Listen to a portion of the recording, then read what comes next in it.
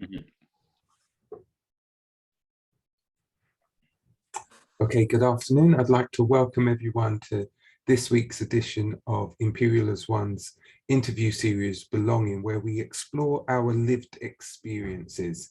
And this week, you come across people in your life where you just feel inspired. And this young man, Kwaku Duah-Asante, he just inspires me. He's a young man.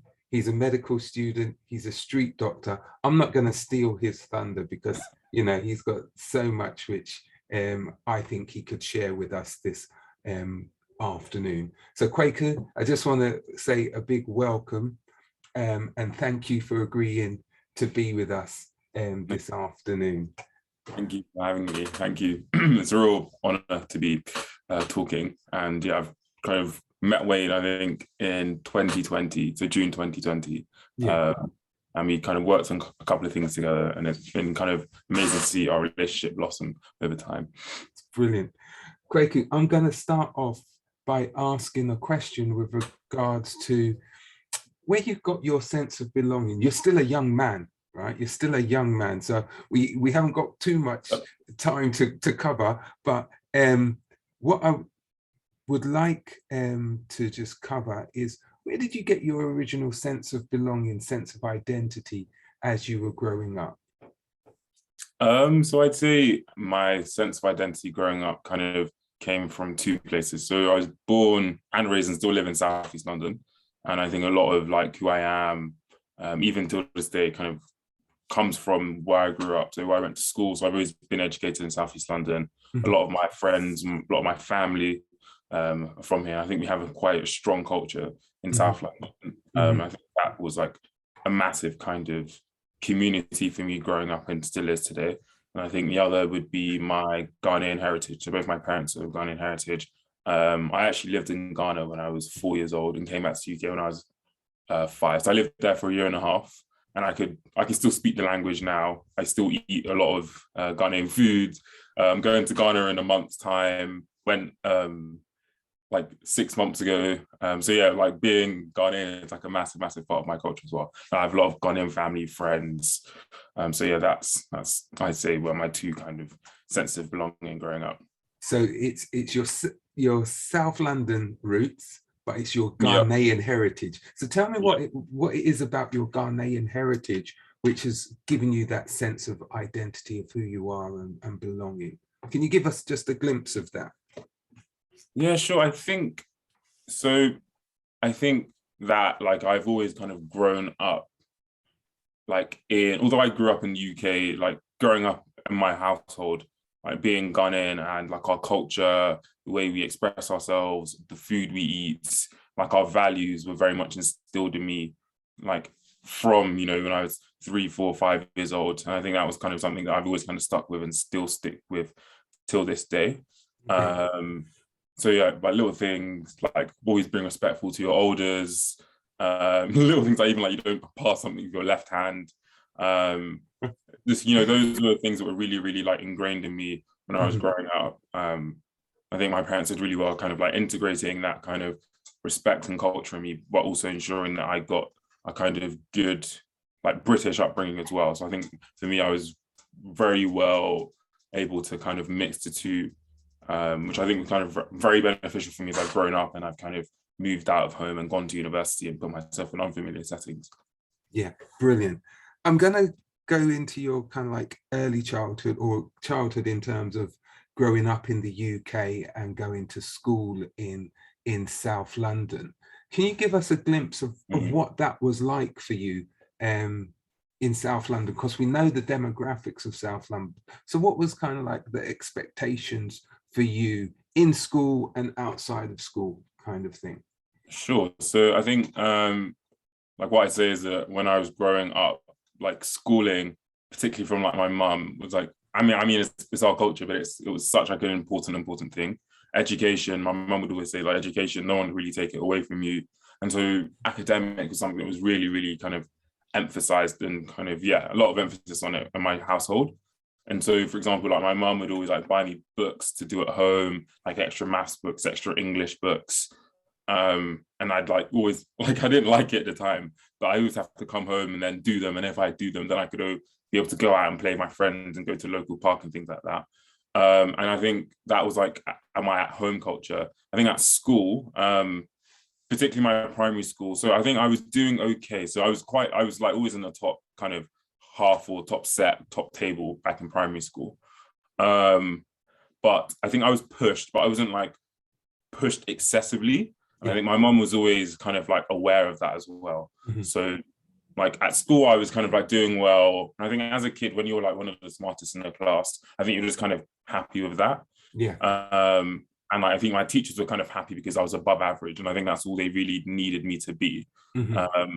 Whereas I could have maybe even been like excelling even more. And I think my mum at home kind of realized that and was always like trying to push me to do more and more. And that was kind of like, my expectations, particularly growing up, because my school that I went to in primary school, it wasn't a bad school. It was just a normal kind of Catholic secondary school.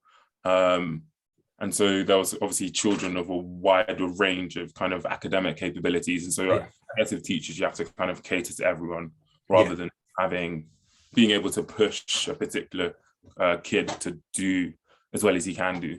Yeah. So in primary school, you were excelling. You were excelling. You were doing enough so that nobody was on your back. They were just happy with your progress, and you were happy with how you were progressing, but without necessarily having to push yourself any further or any. What about kind of like some of the other students in your class? What was the kind of like demographics of the class? Because I'm thinking of South London, and I'm thinking of predominantly multicultural environment that you were probably in. Am I right in that? Yes. So my primary school was in like Forest Hill / Peckham Rye. I think it was like 70% of my year group would have been Black. So it was like quite a high demographic of Black, and it was quite, so mostly Black kids in the school. I say like 60-70%, and then a couple of other kind of demographics of people, but it was predominantly. But that was predominantly Black. So what about when you then went to secondary school, and that transition from secondary school to the local schools? What was kind of like, what secondary school did you go to? Was it the one that you wanted to go to? Give us a little sense of that as well, please. Sure. So my transition to secondary school wasn't smooth at all, to say the least. So I was always very able, and so it's quite funny. So I was actually in Ghana in year 6 summer, and we had to cut the trip short because I had to come back and sit some of the exams for 11 plus. So like for like some of the grammar schools and some of the private schools that my mum was thinking about getting me into, and so I just missed out on one of the grammar schools I applied to, but then I got into a private school. But like I come from like quite a humble home. Like we're not rich enough basically to send me there like on a kind of, unless it's like a scholarship or a bursary. So my mum applied for a bursary. I actually remember at the time asking my mum to apply for a sports scholarship because I was actually really good at football, but my mum didn't think I was good enough to get the sports scholarship. So I applied to one of those private schools and I got in, but then there was a bit of issues, and so they weren't able to offer me a bursary.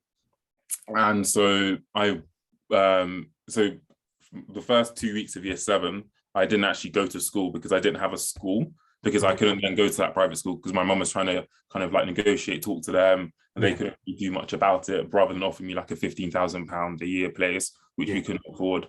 So then I ended up having to go to a school in central Croydon, which was like a very kind of underperforming school, because if you imagine the first 2 weeks of year 7, if they have places, that kind of lets you know that a lot of people don't want to go there. And so that's why I went to for year 7 and 8, and I kind of went from this like really kind of well-performing student to, because this school is very much like in central Croydon, like children from like homes where they might not be, I think the best way to kind of describe it is you're not really coming to school to learn, but you're really coming to school to survive. Like, you know, children who might be like gang members or having trouble at home. Like when kids are kicked out of other schools, that's the school that they were brought to. it wasn't like an environment conducive to learning, and I kind of got involved with like the wrong crowd, started getting in trouble at school. Like for the first time, I was getting calls home from teachers, and like I kind of went from this like really kind of well-performing student to just kind of going to school every day and just kind of like surviving through years 7 and 8. I had like 2 teachers particularly though, who were like really, it's so funny. I only had 2 teachers who I could say like now that I was still able to learn in their class, and those are my maths teacher and my English teacher. Apart from that, all the other classes are literally like, rather than teaching this, the teachers were more kind of concerned about ensuring that people were behaving, because you just had loads of kind of problems. And I was kind of getting in trouble at home as well, because my mum would get calls like, Kwaku's like talking, or he's doing this, he's doing that. Like not like major kind of things, but just like minor disturbances. And I was just getting in trouble a lot over tiny things. And my mum was kind of getting frustrated because I'd gone from performing really well previously to getting in trouble in school. And yeah, she became really worried. And that was like years 7 and 8 where I kind of fell off the cliff a bit. So for 2 years, that's a long time in a young guy's education. But you kept up your maths and you kept up your English, and you got encouragement from your maths and English teachers. But that wasn't the case in the other subjects. It was more crowd control as opposed to learning. Exactly. So, it was more crowd control is the best way to put it. All right. I'm just thinking, I'm thinking about your Ghanaian mother, and I'm just thinking about the strictness and what were the threats which were coming to you?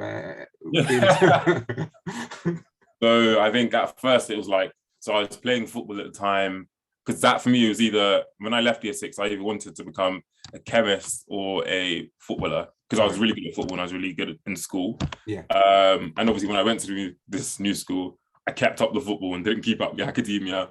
So my mum was threatened to take away the football. So my mum would be like, you're not allowed to play football anymore.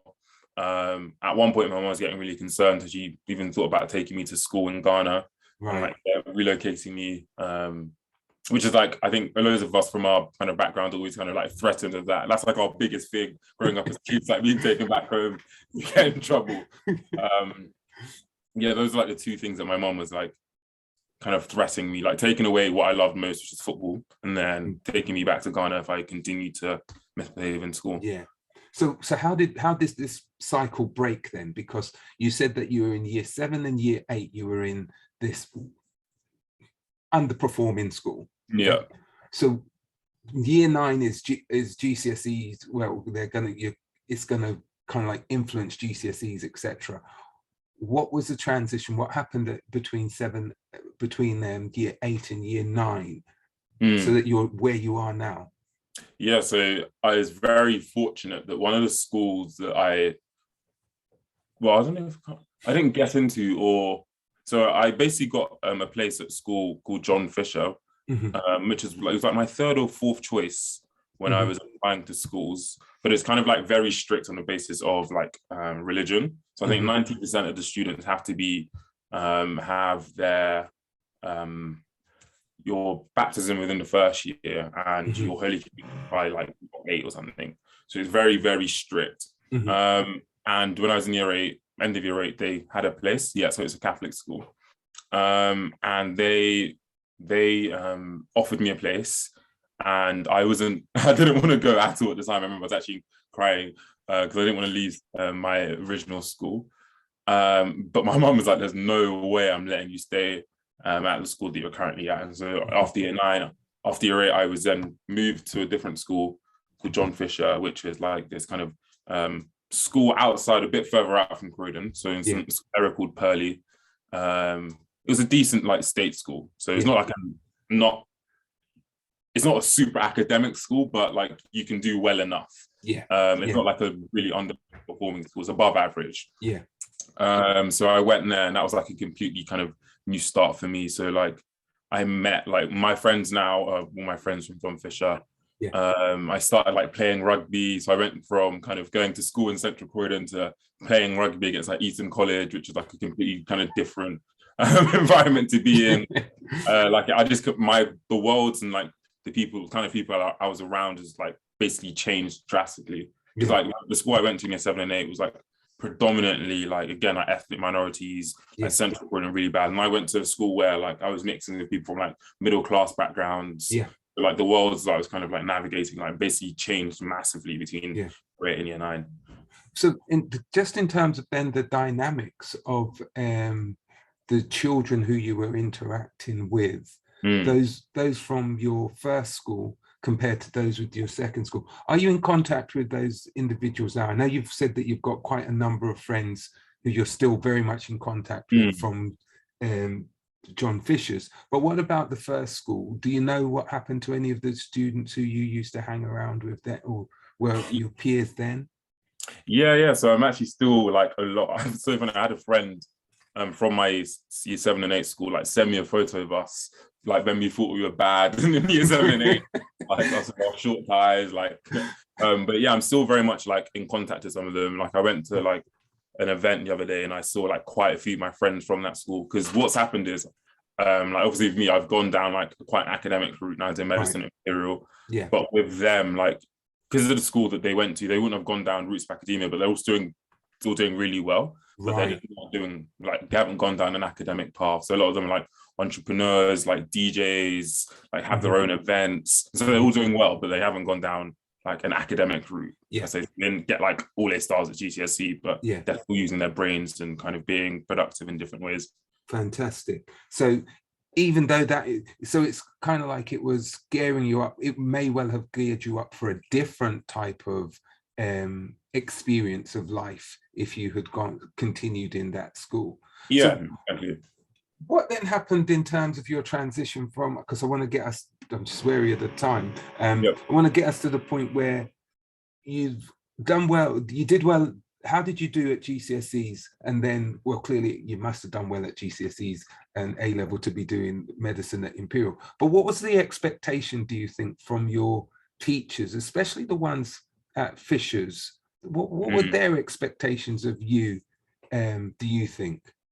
I think when I first moved there, I was put in like middle sets because my grades for my previous school wasn't very good.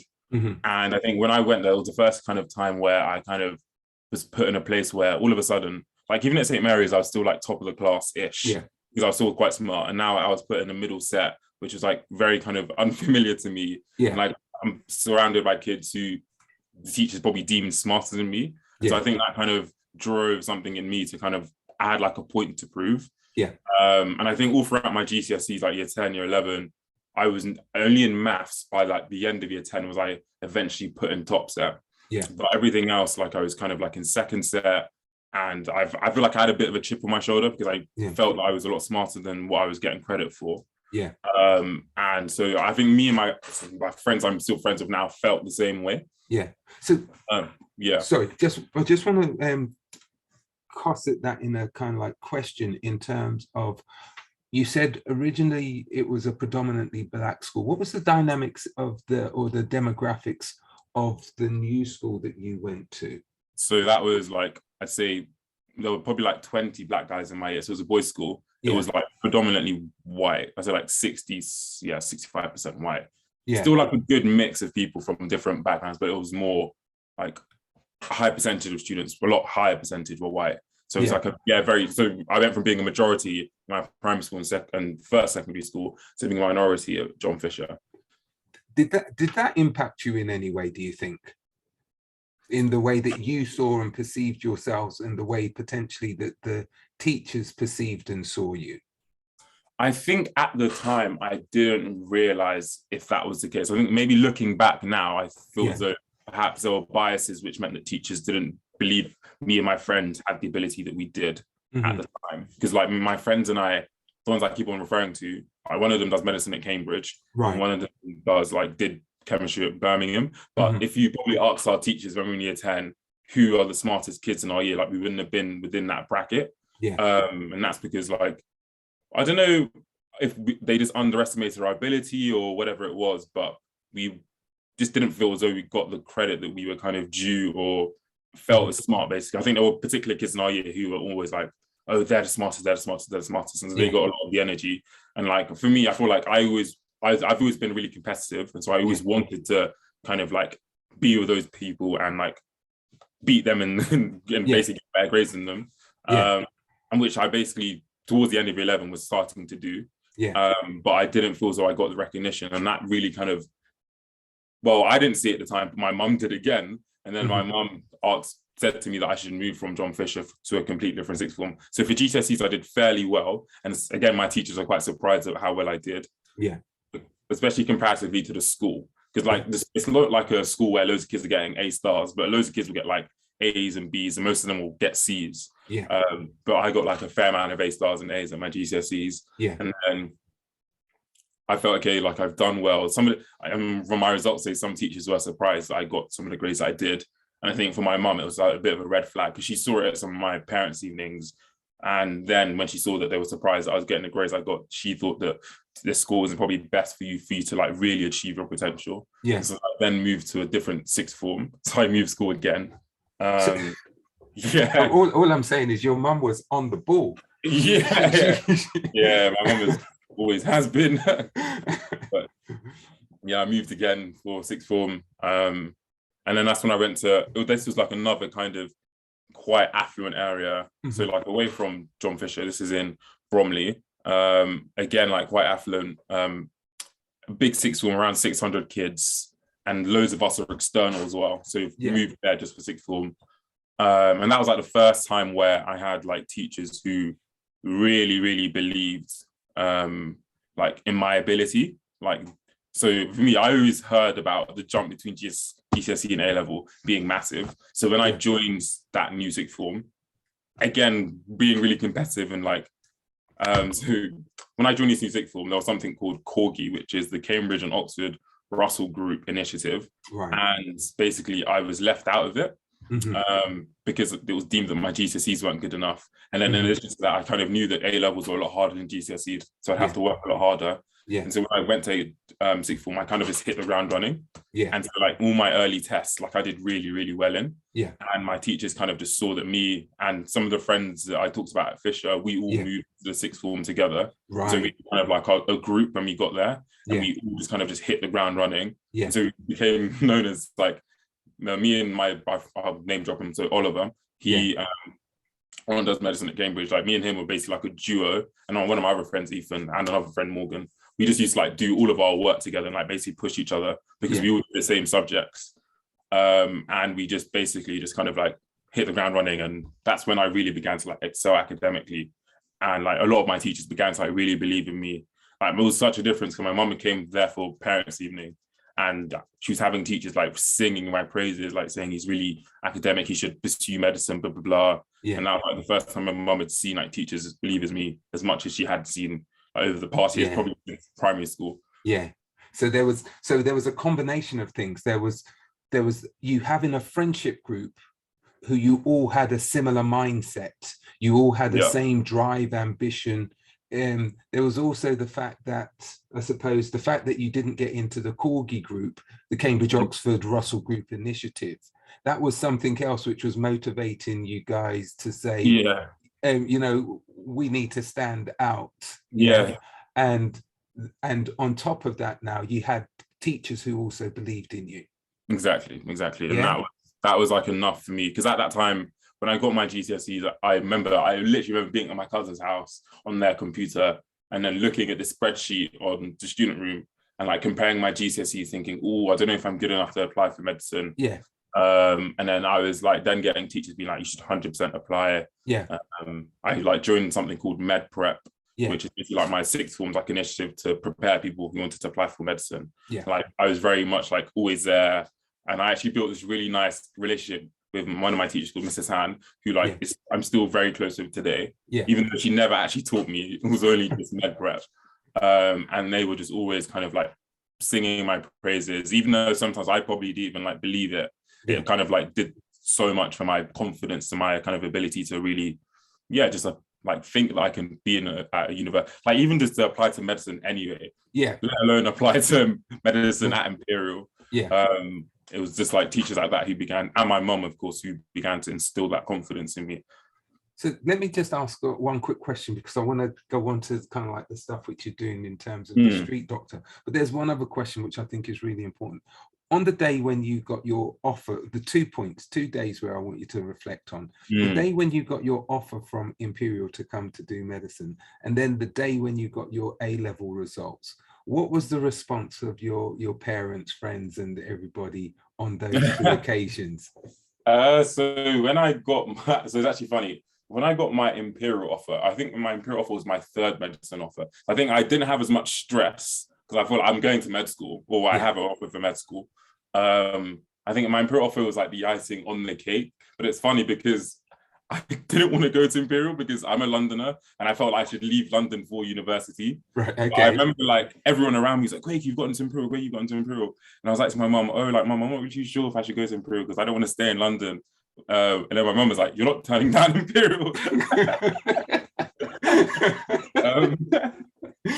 Then I was like, "Fair enough." It's so funny because the day I got the Imperial offer, I came to school, told my teachers, told people. Everyone was like, "Oh, well done." Like, I feel like I'm very bad at like sobering moments. I only like really figure it out afterwards. Yeah. And then that was the day, that same day was Cambridge's like offer day. So like Oliver was waiting for his offer from Cambridge. And like I literally remember like I was in my locker and then Oliver's like running full pelt at me, screaming, "I got an offer, I got an offer." Like literally ran into me. I caught him in midair. That was like the day after I got my Imperial offer. So it was like such like a nice time because all of us were like getting like basically, such a journey from year 10 to getting into Cambridge and then Imperial. And then my A-level results day, I remember I didn't sleep. And my mum knew that I wasn't sleeping. And then, I just remember like opening UCAS. I kind of knew I would get the grades. I didn't doubt myself. But I think it was just a massive like sigh of relief that like, okay, like I've got the grades now. Like I'm going to Imperial. It was just like a massive breathe. Okay, now what's next? Like I'm going to med school. And I kind of, was getting loads of messages from people like, well done, which is really nice as well. That's excellent. That's excellent. Because so it was a family, the family felt empowered and felt excited by the whole thing as well. Yeah, that's excellent. So tell me something then. So you're at medical school now, and then what's this street doctor thing? How did you get into the street doctor? What was your motivation? Why street doctoring, and what is street doctoring? So Street Doctors is a charity that what we do is so particularly like London, we know that youth violence, i.e. like knife crime and gun crime is like a particular massive issue. And Street Doctors is like a charity that works to empower young people to be a part of the solution, because often they're lauded as part of the problem. So what we do is that we go out into schools, youth clubs, even like youth offending services, so people who've been in trouble with the law, and we basically teach them what to do when someone's been stabbed and what to do when someone's unconscious. So because I come from like Southeast London, I have like my own particular experience of knife crime.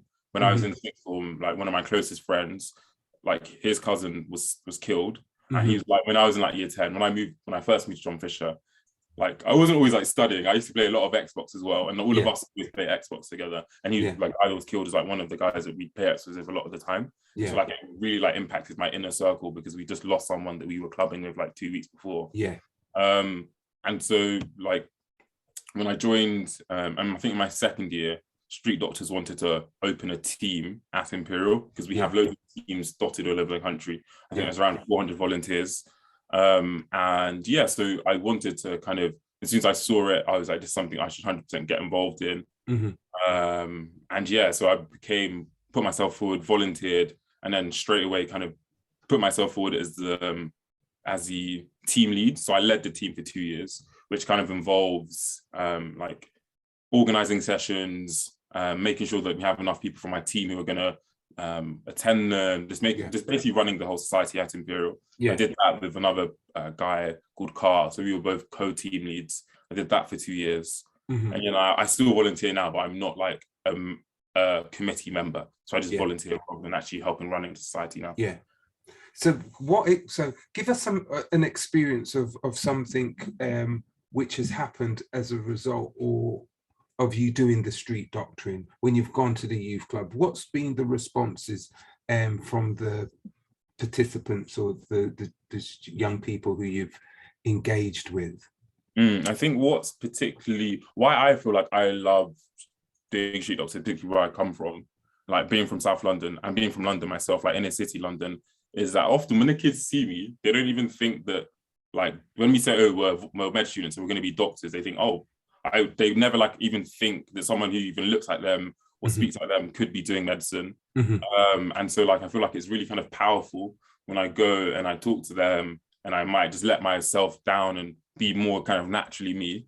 It kind of resonates with them because they begin to see themselves in someone like me. And like I feel like for a lot of us, I like to kind of put myself out there as like a positive reflection of what people from our community can do, given the opportunity, because I kind of always recognize it with me. Like when I always think back on my story, I feel like there's so many like fine margins that could have like resulted in me going the wrong path and not even, let alone doing medicine at Imperial, but just something completely different, maybe not even productive.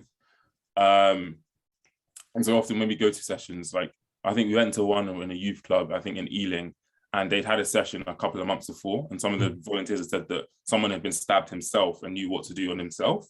And so I think you kind of hear powerful stories of, you know, the impact of our teaching when we go to these sessions and know what to do, and they can then tell their friends what to do.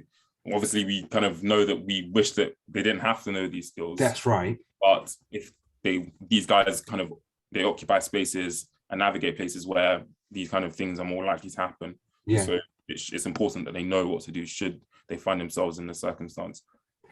I'm really fascinated by this, and I'm going to open up questions from the audience in a second. So if anyone does have a question, if you put your hand up, then we'll come to you in a second. But one of the things which I wanted to just ask was, last night I was watching the news and I saw the statistics which were saying that this year in there's only one more. They only need one more kind of like death from knife crime to kind of like make the highest on record basically. So what could you give us an illustration of what it is that you would teach one of the students or the participants at one of your sessions? Just something very quick and easy that what advice you would give them. Sure. So what we first of all do is like make sure they understand the impact of knife crime. So we might ask them, where's the safest place to stab someone? And often we'll get like the thumb or this or somewhere kind of like peripheral. And we always try to like let them know the real consequences. So even if someone doesn't die, they could use a stoma bag. And a stoma bag is essentially it's like a bag that you put on the abdomen where someone's basically feces doesn't come out of their rectum, but rather comes out through the bag. Or you might have to use like a catheter to like release urine rather than being able to urinate properly. And so another thing we do, like the main bulk of it is kind of teach them what to do. So it will be like, oh, there's this amount of blood in the body. So if someone is stabbed, you want to make sure that they lie down so you get enough blood to their vital organs. And then you want to elevate the legs. So elevate the legs because 40% of your blood lies in your legs. So you're trying to get gravity on your side to make sure that blood goes down towards those vital organs, which is in your thorax area. So those are kind of things that we kind of teach to them. So the practical aspects of what you do, but also the, I guess, understanding the impact as well of knife crime and how it impacts someone, let alone if they don't die, but if they are inflicted a wound. Thank you so much. I see that Clarissa's got a question which she's put in the chat. If there's anyone else who has a question, if you want to just raise your hands now, then you can do. Clarissa, do you want to ask your question? Let's see. All right, I will ask the question for Clarissa. So the question is, it says you're making waves as a medical student and your work is doing a real life social impact. What are your plans after graduation? Will you become a doctor in the NHS, or will you be applying to do for your medical degrees in other ways? I'm going to hand that over to you because you're in your 5th year now, isn't it? Yep, 5th year. So how many, you got one more year after this? Yeah, so final year and then doctor. So I think for me, I want to be a doctor in NHS. Right. In terms of career path, I'm quite keen on like applying medicine. I don't want to, when I become an adult, I don't want to lose like some of the social impact work that I do. And so if there was a way that I could like elevate that or do it in addition to my doctor work, that would be like really ideal. So I'd want to like continue things like street doctors, things like ensuring that more Black students are getting into medicine and representation, things like that. And then also, like, I'm not too sure about what particular specialty I want to do. So I really enjoyed my GP placement, which I did for the past 3 weeks. But I also think that maybe I'd want to be a surgeon, but I'm not too sure in terms of like specialty of medicine, but I know I want to practice medicine. I think I'd want to do medicine abroad. So I love the thought about going back to Ghana and like, doing some clinics and things there sometime throughout my career as well. And use medicine to kind of see the world. Yeah, that's kind of like part of my career goals, but they're not very, very specific at the moment. You've still got time. You've still got time. I suppose one of the questions I would want to ask, in addition to what Clarissa has said, is what mentors have you been able to get to help you to get to the next career path? Have you identified anyone who you'd kind of like to help you to get to the next level? Yeah, sure. So I always kind of like network with doctors. So quite a few. So I've got an actual mentor who is a GP. Her name's Effie. She kind of like talks to me through some of like the application processes as you're kind of like getting towards applying for certain things. Kind of because medicine, there's a lot of tick box stuff that you kind of need to get done, whether it be publications, presentations, prizes, so on and so forth. So I have mentors for that. I've spoken to, so I kind of had a bit of I still have actually an interest in surgery. So I've spoken to like a trauma and orthopedic surgeon about like their pathway, how they got there. I've also spoken to a plastic surgeon who actually helps me to get a publication or work on a publication. And these are all like Black doctors as well. Like really helped me. And I think particularly the plastic surgeon was really kind of insightful because he does plastics, but he also has his own kind of tech company that he does, which I'd really kind of like love to do as well. I think I want to do medicine, but I also like the idea of doing stuff in addition to medicine, and kind of like balancing out the two. So I spoke to him; he was really helpful as well. So I have like I think the thing, I'm not very shy at reaching out. So I think with you, Wayne, like I kind of just saw you and then just reached out to you. That's right. Yeah. So if I kind of see someone and like I think they could offer some wisdom, I'll just kind of reach out. Because if they say no, like that's not really, you don't really lose anything. But if they say yes, it can be very kind of helpful. I like that. I really do like that idea of having that boldness and that confidence. And I do think that comes from your mother and father in their Ghanaian heritage, in terms of giving you the confidence to be who you want to be, and keep pushing you, So kudos to your mum, because you've spoken a lot about her, and I'm sure your dad has done a lot. But I think in terms of keeping you on track, I think your mum has been inspirational in doing that for you. One of the questions, or kind of like my final question, which I'm just looking at time, is what advice would you have given to your I'm not going to say your 16-year-old self, because that's the one I normally go to. But I'm going to go back earlier. I'm going to go back to your year 7, so your 11-year-old self, when you were going to be going into that environment. You didn't know which school you were going into.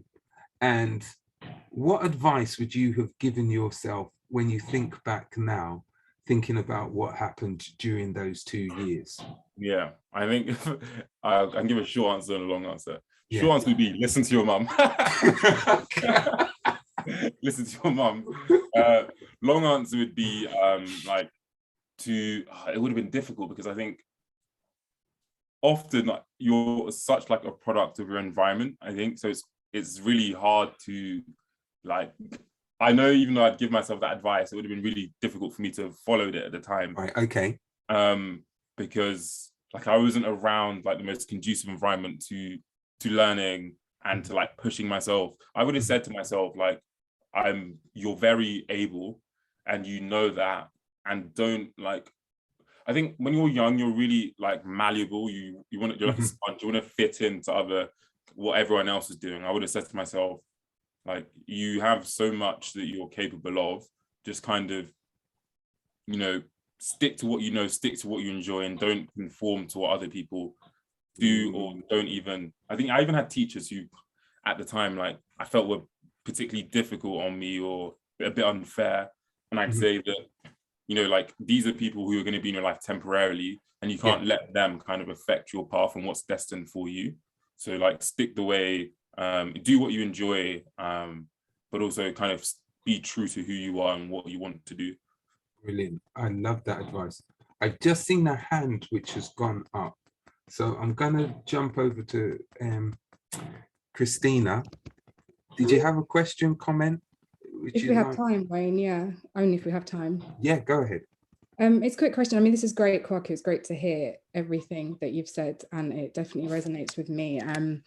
And my question is, I'm going to flip it the other way and kind of ask you, I grew up in South London as well, and I'm a medic. And I guess my question, and I trained at Imperial, so how have you found, because you've talked a lot about, obviously you grew up in South London, and that's coloured a lot of the man you've become, and it's probably an environment that's feels like home to you. So you can very easily go back home and maybe meet with, people who have, experienced real life kind of struggles and, gun crime, knife crime, all of these things. And that's an environment that's comfortable for you to kind of move in, because it's who you are, it's where you grew up.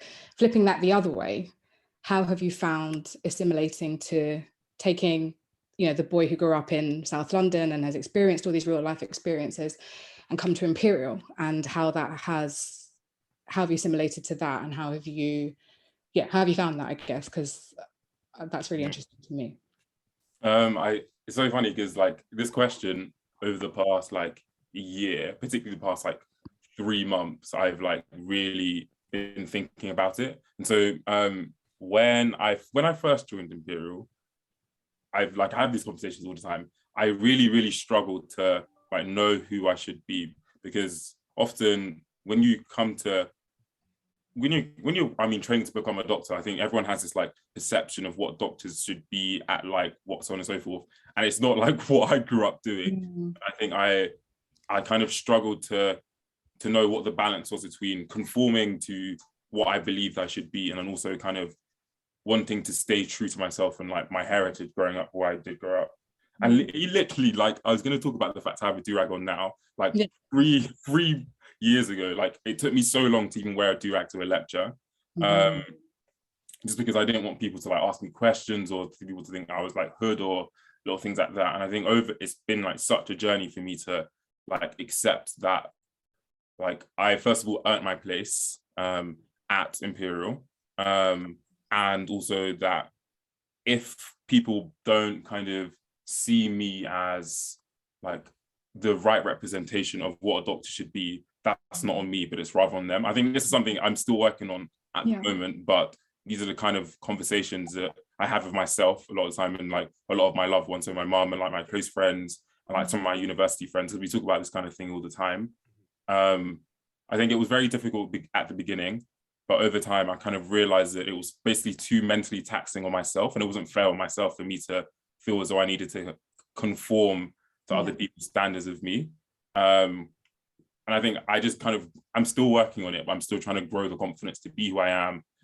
Because when I'm on placements and I'm, seeing patients, and this enables me to have a better time rather than constantly overthinking, is this patient thinking this of me because I'm X, Y, Z? But I think it's been a journey, and things I've had to let go, and things I've had to like just grow the confidence to just be better. Exactly. Yeah, if that makes sense. Definitely. You know what? I think we might have to have a special medics one with Christina and Kwaku as our panelists, as Imperial graduates or Imperial students, graduates, etc., and sharing their experiences of life at Imperial, coming from a South London background or etc., and see where we go from there, see what similarities there are within the experience. So Christina, I think you've just volunteered yourself for an interview sometime in the future. I mean, it's been, it's so interesting and it's so nice to hear. And I think that's because, like you say, I'm still on that journey, and I was at Imperial in 2008. So it's still a struggle, and I work here now. And I guess it's just nice to even speak to someone else, and you know, you kind of wake up one morning in Kensington after having grown up in Croydon, and you sort of what this, you know, and yeah, I think there's a lot to unpick there, definitely, Wayne. Definitely. Right, I'm going. We can't. We'll have to have a conversation offline first, and then I'll bring you online in a few weeks' time, or whenever you're available. But yeah, that would be brilliant. Kwaku, it's been an absolute pleasure having you on. You know, and I know that you're going to continue to do great things, both within the street doctoring and also as a young aspiring medic, because you're more than just a medic. All right, you are more than just a medic, and you've got a lot to offer to the community. We're here to help you in whatever ways we can. So once again, I just want to say thank you very much, and continue to do what you're doing, because you're doing it really well. No, thank you for having me. Thank you so much. I'm going to just share what we're going to be having next week, who's on next week. So next week, we've got Dr. Sohag Salah, who will be with us. And he's a principal teaching fellow here at Imperial College as well. And he's got a fascinating story as well. And if you haven't been able to attend all of the different talks or all the different interviews, you can always go to our YouTube channel, and you'll see it's at tinyurl.com/belonging-IAO, and you can see all the other interviews that we've done there. But Kwaku, once again, we want to say a big thank you, and for all of the audience who've been with us, thanks again, and we'll see you again next week. Kwaku, if you want to stay on for a few minutes, then that would be brilliant. Stop the